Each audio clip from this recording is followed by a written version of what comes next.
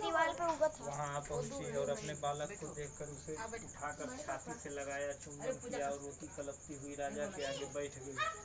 राजा हरिश्चंद्र बोले, ब्राह्मणी, अग्नि ने इस बालक को क्यों नहीं जलाया? पकड़ के घुमाते हैं। क्या तू कोई टोटका जानती है अथवा कोई तप किया है? ब्राह्मणी बोली, हे राजन, न मैं चेटक जानती हूँ, न धर्म जानती हूँ, न मैंने कोई तप किया, न योग, न कोई दान किया, न विधान किया, न बलिदान किया। हे राजेंद्र, मैंने केवल संकट नाशक गणेश का एकमात्र उत्तम व्रत किया, जिसके प्रभाव से मेरा बालक सकुशल है। इस प्रकार इसका वचन सुनकर राजा ने फिर कहा कि यह व्रत मुझे समस्त है, मेरी सारी प्रजा इस व्रत को। हे भारत, इस प्रकार राजा ने उसकी परिक्रमा कर कहा कि हे ब्राह्मणी, तू धन्य है कि मेरी संपूर्ण प्रजा को गणाध्यक्ष की पूजा का प्रारंभ कराया।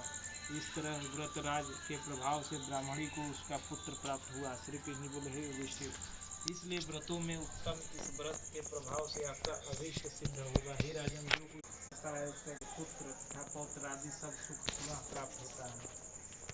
कहा, इंद्र कीलगिरी और तप के लिए अर्जुन के चले जाने के बाद द्रौपदी खिन्न हो चिंता करने लगी कि अहो, अर्जुन ने कठिन कर्म प्रारंभ किया है, इस कार्य में विघ्न डालने वाले शत्रु बहुत हैं।